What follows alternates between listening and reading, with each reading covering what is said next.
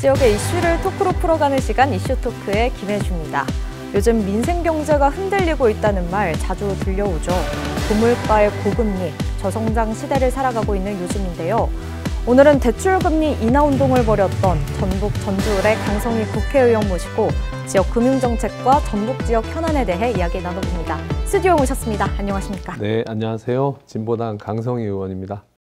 네, 지난 4월 재보궐선거 이후 아주 바쁜 의정활동 보내고 계신 걸로 알고 있는데요. 당선 이후 어떻게 보내셨을까요? 주민들이 많이 찾아오십니다. 그러니까 특히 대출 문제나 아니면 아무튼 민생 문제로 다들 많이들 찾아오세요. 심지어는 우리 지역구 아닌 분들도 찾아오셔가지고 전세 사기 당했다고 이런 문제 어떻게 해결할 수 없냐고. 근데 국회의원이 정말 서민들 눈물 닦아주는 역할을 해야 되는데 그렇게 못하는 것이 너무 안타까울 때가 너무 많습니다. 아무튼 지역 주민들 많이 찾아오시고 지역의 어떤 민원도 받고 국회에서도 새내기라 제가 지금 열심히 배우고 있습니다.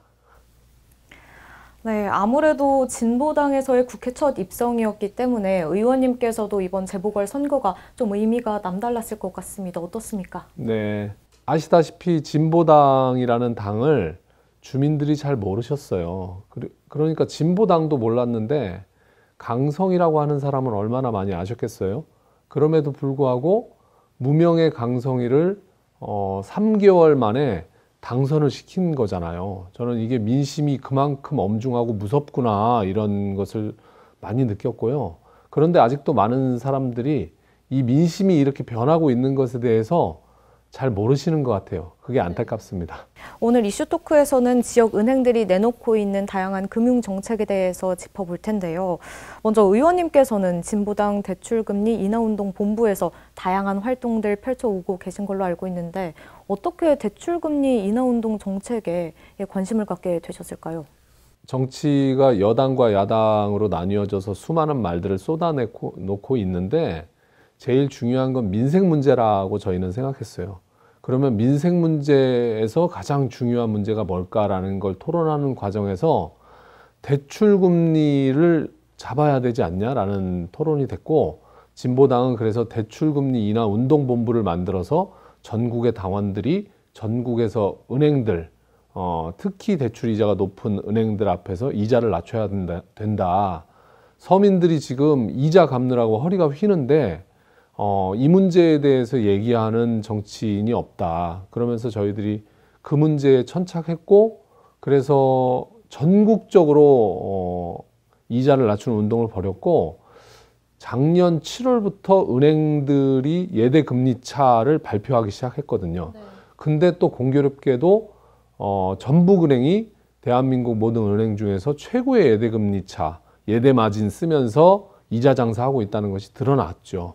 그러면서 야 이럴 수 있냐 전북은행이 전라북도 도민들을 위한 은행이라고 했는데 그 은행이 우리 도민들한테 이자 장사 고금리 이자 장사하고 있다는 것이 이건 너무 잘못된 거 아니냐 이렇게 하면서 운동을 시작했고 그래서 서명 운동을 시작했죠. 네. 그래서 주민들 찾아뵙고 특히 지역의 상인들 찾아뵙고 금리를 낮춰야 된다. 특히 대출 금리를 낮춰야 한다는 말씀드렸을 때 정말 주민들이 야 진보당 니네 처음 보는 당인데 이런 거 정말 잘한다. 왜 다른 당들은 이런 거 안 하는지 모르겠다. 이런 얘기 해주시면서 적극적으로 호응해 주셨던 기억이 있습니다.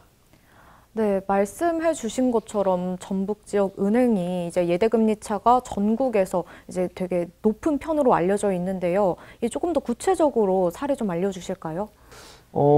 당시에 예대금리 차를 처음 발표를 시작했어요. 7월 달부터. 그래서 대한민국의 모든 은행에 예대 마진, 그러니까 예대 마진이라고 하는 것은 대출 이자를 얼마로 쓰고 그 다음에 내가 은행에서 돈을 빌렸을 때, 그 다음에 내가 은행에 돈을 맡겼을 때 이 이자의 차이를 예대 마진으로 보는 거잖아요. 그래서 이게 크면 클수록 은행들이 폭리를 취하고 있는 건데 이것이 시중은행은 물론이거니와 다른 대한민국에 있는 다른 지방은행과 비교해 봤을 때에도 거의 6배에서 7배나 높은 예대 마진을 쓰고 있는 것이 확인됐어요. 그리고 이것이 매달 한 번씩 발표를 하게 되는데 전혀 내려가지 않고 계속 그것을 유지하고 있어서 저희들이 전북은행 이건 정말 아니다 이렇게 하면서 이 운동을 계속 하게 됐죠. 네, 그래서 말씀하신 것처럼 은행들의 고금리 대출을 막기 위해서 가산금리 인하를 요구하셨는데요. 이 부분 조금 더 구체적으로 짚어주실까요? 그러니까 대출 이자는 기준금리하고 그다음에 가산금리로 나누어지는데 실제 은행들이 다른 대출 금리를 쓰고 있는 것은 쉽게 얘기하면 그 은행이 얼마의 수익을 남길 거냐라는 거예요. 가산금리가 그거거든요. 내가 그 은행이 얼만큼 내가 남길 거냐 요건데, 그러면 그 가산금리에 대한 어떤 그 내용, 왜 이 A은행은 가산금리를 이렇게 썼습니까? 그게 그냥 내가 그냥 이만큼 쓰고 싶었어요가 아니라 그거에 대한 기준이 있어야 되지 않냐. 그래서 가산금리에 대한 세부 내역을 공개해라 라는 요구도 우리가 했었죠. 근데 지금 현재로서는 이것에 대해서 공개하고 있지 않습니다. 현재로는. 그래서 국회에서도 그 비슷한 법안이 발의되어 있어서 그런 내용들이 법으로 만들어질 수 있도록 같이 힘을 모아 나갈 생각입니다. 네, 그렇다면 실질적인 대출금리 인하를 위해서 우리 사회가 어떤 것부터 좀 바꿔나가야 된다고 생각하실까요? 이번에 서희철 선생님의 사망 사건으로 인해서 전국에 있는 교사들이 자기 목소리를 내고 있잖아요. 그러면 이런 법은 법안 발의부터 심사, 법사위 통과, 본회의 통과까지 되게 빠르게 진행됩니다.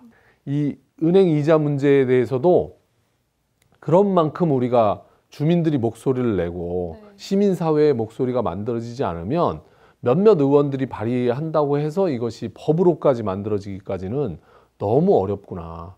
그래서 더 많은 시민들이, 더 많은 주민들이 정말 이게 우리한테 너무 절실하다. 그러니 우리 지역구에 있는 의원도 이것에 대해서 같이 관심 가져줘라 라는 목소리를 더 많이 내는 것이 제일 빠른 길입니다. 제가 보기에는. 네, 그래서일까요? 의원님께서 내놓은 이 제1호 법안 역시 고금리, 고물가 시기에 위기에 처한 채무자를 보호하기 위한 은행법 개정안을 발의하셨는데요. 이 은행법 개정안 무엇인지 먼저 이야기해 주실까요?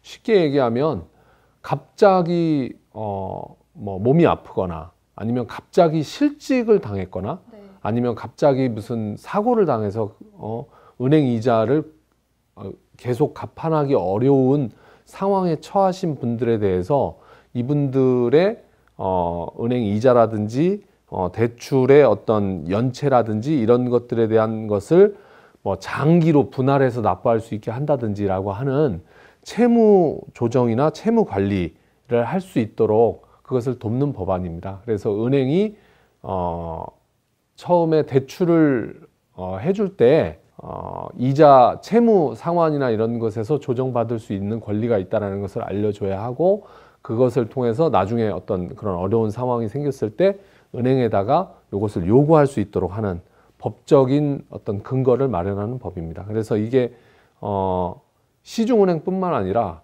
새마을금고나 다른 은행들에 대해서 다 해당할 수 있도록 그렇게 법안을 발의한 상태입니다. 네, 또 의원님께서는 최근 은행법 개정안을 이어서 법인세법 개정안도 발의를 하셨는데요. 이 개정안 취지가 법인차를 이용해서 이 법인세 탈루를 예방하는 거라고요. 그러니까 쉽게 얘기해서 슈퍼카라든지 아주 고가의 차량들을 이렇게 가끔 시내에서 보잖아요. 근데 그 차량을 사는 사람들이 도대체 누구지? 이렇게 비싼 차를 누가 사지? 봤더니 거의 대다수는 기업 법인들이 사더란 말입니다. 이 개인 돈으로 사는 게 아니라. 그러면 이 기업의 법인들은 왜 이런 고가의 차량들을 살까? 법인세를 그것으로 상쇄하기 때문에 그 차량을 이용함으로 해서 법인세를 이렇게 빼는 효과를 가지고 있기 때문에 그런 고가의 슈퍼카라든지 이런 차들을 산단 말입니다. 근데 이것을 저희는 그 7천만 원까지는 차량비의 7천만 원까지는 법인세에서 적용할 수 있도록 하고 네. 그 이상 되는 돈은 법인세를 깎아주지 않는다는 법안이죠. 그렇게 되면 자연스럽게 그렇게 고가의 차량을 법인들이 삼으로 해서 자기의 세금을 빼는 네. 역할을 못하게 될 것이다 라는 취지에서 이 법을 만들게 된 겁니다. 그래서 더 많은 시민들이 이것에 대해서 관심을 가져주셔야 이런 법이 실제 올라와서 해당 상임위에서 논의가 됩니다. 안 그러면 사실 제가 들어온 게 지난 4월 달에 들어왔고 아마 이게 제가 기억하기로는 7월 달인가 발의가 된 걸로 알거든요. 네. 그러면 아마 저 밑에 지금 있는 거예요, 이 법안이. 그래서 실제 이게 법으로 만들어지기 위해서는 더 많은 주민들이 관심을 가져주셔야 됩니다. 네, 발의하신 은행법 개정안과 그리고 법인세법 개정안에 대해서 이야기 나눠봤는데요. 이번에는 전북 지역 이슈도 한번 짚어보도록 하겠습니다. 내년도 새만금 SOC 예산이 상당액 삭감이 됐죠. 이에 대해서 다시 호남 홀대론도 나오고 있는데 이에 대해서 우려를 표명하셨는데 어떻게 생각하시고 계실까요? 뭐 호남 홀대를 넘어서 전북을 버렸다라는 말 이외에 다른 말로 표현할 수 있을까요? 이 말을? 그러니까 총리한테 물어봐도 뭐라고 얘기하냐면 긴축재정 하느라고 그랬습니다. 이렇게 얘기하거든요. 아니 그러면 긴축재정은 전라북도만 긴축재정합니까? 대한민국 전체의 예산은 도리어 더 늘었고 도리어 타 지역의 SOC 예산은 훨씬 더 증액됐는데 네. 전북 예산은 78%가 삭감이 됐어요. 네. 이게 말이 78%지 거의 5분의 1로 줄었다는 얘기예요. 100만 원 준다는 것을 20만 원 준다는 얘기거든요. 5천억을 잘랐습니다. 이렇게 해놓고 전라북도에서 뭔가 표를 바란다라고 생각하지 않는 거예요, 저는요. 아, 정말 이 정부는 진짜 이 전체, 대한민국 전체를 놓고 고민하는 게 아니라 우리 전라북도를 타겟 삼아서 전라북도 복수론, 예를 들면 잼버리에 대한 책임을 물어서 전라북도의 모든 책임을 전가하고 예산도 누가 조금 이해할 수 있어. 예를 들면 뭐 한 20% 삭감했다 이런 정도가 아니라 80%를 삭감했다는 것은 아, 이건 정말 전라북도랑은 이제 같이 안 가겠다는 거구나. 지난번에 올해 4월 달에도 비슷한 일이 있었습니다. 그 윤석열 대통령의 공약이 전북을 제2의 금융중심지로 만들겠다라고 하는 공약이 있었거든요. 대통령 공약은 보통 후보 시절에는 공약이지만 당선이 되고 나면 국정과제로 됩니다. 네.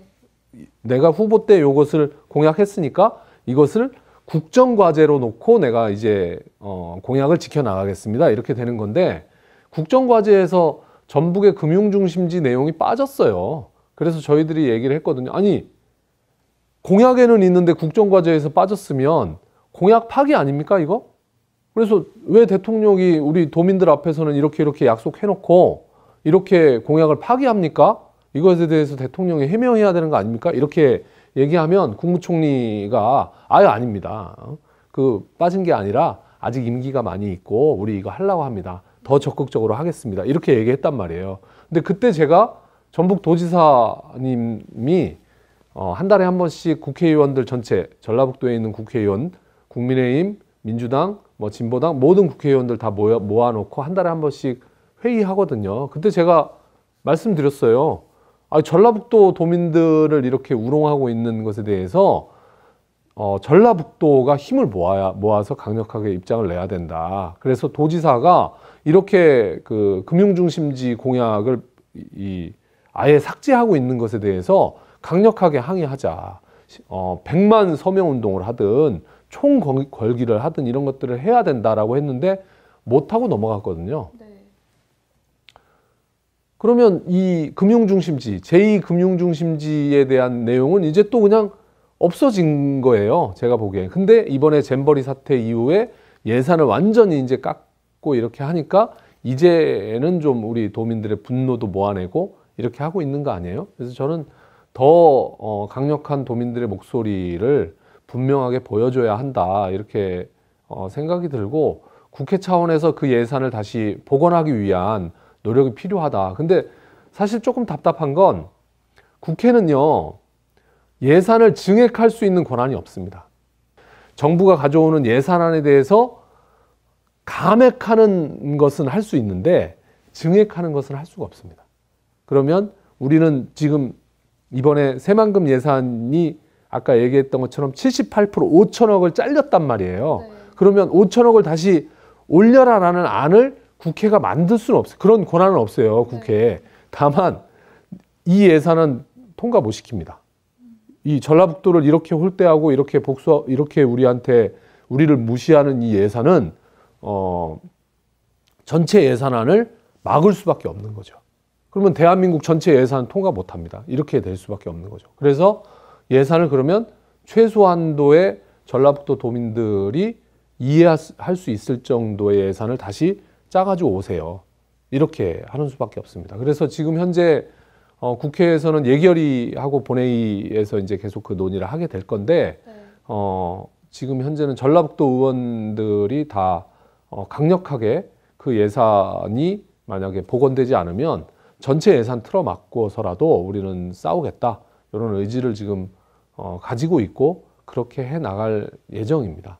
이번에야말로 만약 전북 예산을 이대로 둔다면 우리는 전체 예산, 대한민국 전체 예산을 통과시키지 않겠다라는 마음으로 지금 싸우고 있고 국회의 과반 이상을 민주당이 지금 점유하고 있고 야당들까지 다 포함하면 무소속 야당들을 다 포함하면 180석이 넘는 의석 수를 가지고 있기 때문에 이 의원들이 어떻게 하느냐가 관건이 되겠죠. 그래서 야당들이 같이 힘을 모아서 같이 싸워 나갈 생각입니다. 예, 아무래도 새만금 개발이 역대 정부들의 국책 사업으로 진행이 되어온 만큼 그만큼 책임감이 좀 따라야 되지 않을까 이런 생각이 드시는데 그럼 의원님께서는 조금 더 신속한 이 안건을 위해서 어떤 현실적인 방안이 필요하다고 보실까요? 아니, 그러니까 현실적인 방안은 없어요. 이번 예산 아까 말씀드렸던 것처럼 올해 국회에서 대한민국 내년도 예산을 다시 복원시키지 않으면 전체 예산을 틀어막겠다라고 하고 싸우는 것밖에 없어요. 그 외에 다른 무슨 국회에서 할 수 있는 일도 없고요. 그것밖에 없습니다. 근데 이제 이 문제를 반드시 꼭 이번에 바로잡지 않으면 저는 정부도 그렇고 그리고 여기 전북에 있는 정치를 하시는 분들도 정말 많은 질타를 받게 될 거다 이렇게 생각하고 있습니다.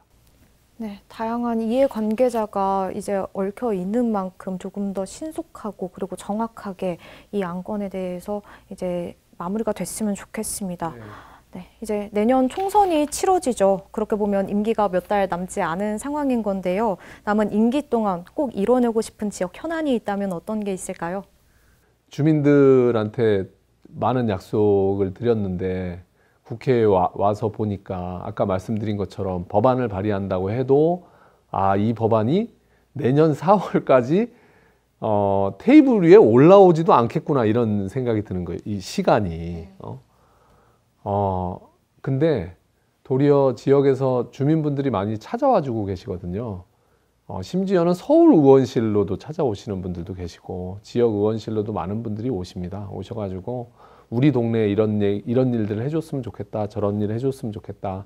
아주 사소한 민원서부터 큰 민원까지 다 주셔서 사실은 제가 있는 지역구가 전주을인데 전주을에 제가 재선거로 당선됐잖아요. 전임 국회의원이 사실 없다시피 했거든요. 그러니까 주민분들이 정말 다른 지역은 다 해당 국회의원이 있어서 어디 가서 하소연할 때도 있고 말할 때 있는데 전주을은 국회의원이 없어가지고 너무 답답하고 그랬다. 그래서 생겨서 정말 좋다 이런 말씀 많이 해주셔서 지역 민원들 많이 받고 있고 열심히 일하려고 하고요.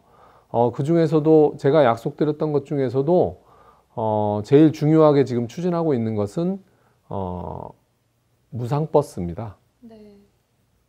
전라북도에서 지금 무상버스 많이들 하고 있거든요. 그리고 타 지역에서도 거의 많이 하고 있어요. 그래서 특히 무상버스가 전체가 무상버스가 아니라 65세 이상의 어르신들 그리고 청소년들 그러니까 초중고 학생들과 제가 이번에 알았는데 23살까지가 법적으로 청소년이더라고요. 네. 그러니까 대학교 한 3학년까지는 청소년으로 들어가는 모양이에요.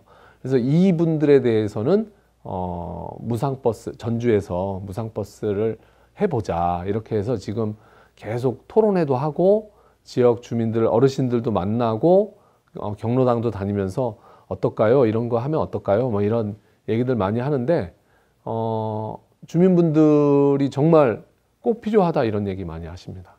저는 어르신들 많이 버스 안 타고 다니시지 않을까 했는데 가서 경로당 가서 말씀드려 보니까 뭔 소리여, 우리 버스 진짜 많이 탄다고. 그리고 버스비 그거 얼마 안 돼도 그거 부담스러워 하시는 어르신들도 많고 특히 청소년들 버스 타고 다니는 청소년들 많은데 그게 만약 무상으로 된다고 하면 정말 많이 도움 될 것 같다 이런 얘기들을 하고 있거든요. 그래서 저는 사실은 이게 무상버스는 대한민국 전체를 하려면 국회에서 법을 만들어서 하는 것이지만 대한민국 전체에서 하기는 지금 당장은 좀 어려울 것 같고 우리 지역에서부터 시작하자 이렇게 해서 전주에서 특히 군산이나 익산, 완주를 제외한 나머지 시군에서는 일정 정도 지금 시행하고 있어요. 네. 그 어르신들은 1,000원, 학생들은 500원 뭐 이런 식으로 지금 무상버스 하고 있거든요. 무상버스는 아니지만 일부를 지원하고 있거든요. 이것을 전주, 군산, 익산, 완주만 지금 안 하고 있어요. 그리고 군산도, 익산도 내년부터는 이걸 시행하겠다고 지금 준비하고 있거든요. 그래서 제가 있는 전주에서 이걸 좀 해보자라고 해서 지금 열심히 지역 주민들도 만나고 또 관계자분들 만나서 이거 추진하고 있고 막 서명도 받고 있고 열심히 해보려고 합니다. 그래서 꼭 이게 결실을 맺으면 좋겠다. 근데 말씀드린 것처럼 국회에서 법으로 하는 게 아니라 시의회에서 조례를 통과시켜야 하는 문제이기 때문에 시장님과 시의원님들이 힘을 많이 써주셔야 되는 상황이어서 저희들이 열심히 말씀드리고 같이 해보자고 제안하고 있습니다. 네, 또 22대 총선에서 진보당에 대한 민심이 어떻게 흘러가는지도 면밀하게 살펴봐야 될 텐데요. 이와 관련해서 어떤 역할 해나가실 계획이실까요? 네, 그 진보당에 대해서 사실은 거의 잘 모르셨는데 이제는 진보당 하면 진보당 잘 알지 뭐 이렇게 이제 됐어요. 그리고 전주뿐만 아니라 전국에서도 진보당을 이제 많이 아시거든요. 특히 많은 분들이 진보당 플랜카드가 눈에 띈다.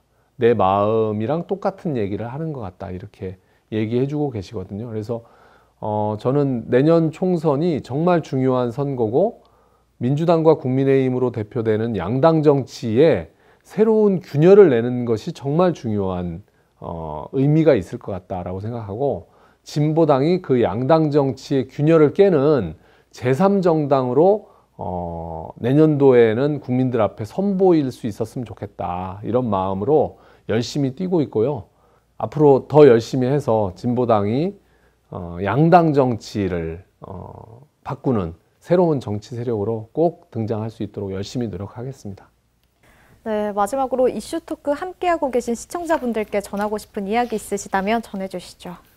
네, 전북에 계시는 우리 시청자 여러분, 진보당이 이제 국회에 들어왔습니다.